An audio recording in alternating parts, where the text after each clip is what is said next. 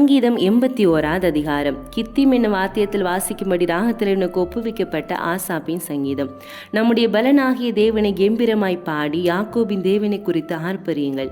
தம்புரு வாசித்து வீணையையும் இனிய யோசையான சுரமண்டலத்தையும் எடுத்து சங்கீதம் பாடுங்கள்.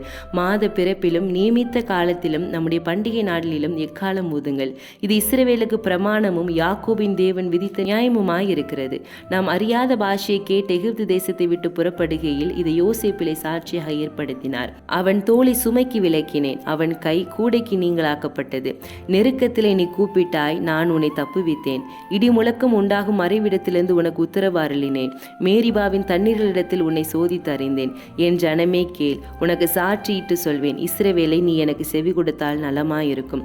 உனக்குள் வேறு தேவன் உண்டாயிருக்க வேண்டாம், அந்நிய தேவனை நீ நமஸ்கரிக்கவும் வேண்டாம். உன்னை எகிப்து தேசத்திலிருந்து புறப்பட பண்ணின உன் தேவனாகிய கர்த்தர் நானே. உன் வாயை விரிவாய்த்திர, நான் அதை நிரப்புவேன். என் ஜனமோ என் சத்தத்துக்கு செவி கொடுக்கவில்லை, இஸ்ரவேல் என்னை விரும்பவில்லை. ஆகையால் அவர்களை அவர்கள் இருதயத்தின் கடினத்திற்கு விட்டுவிட்டேன், தங்கள் யோசனைகளின்படியே நடந்தார்கள்.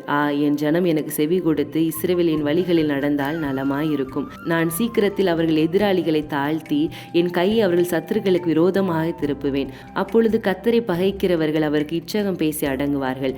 அவர்களுடைய காலம் என்றென்றைக்கும் இருக்கும். உச்சிதமான கோதுமையினால் அவர்களை போஷிப்பார், கண்மலையின் தேனினால் உன்னை திருப்தியாக்குவேன்.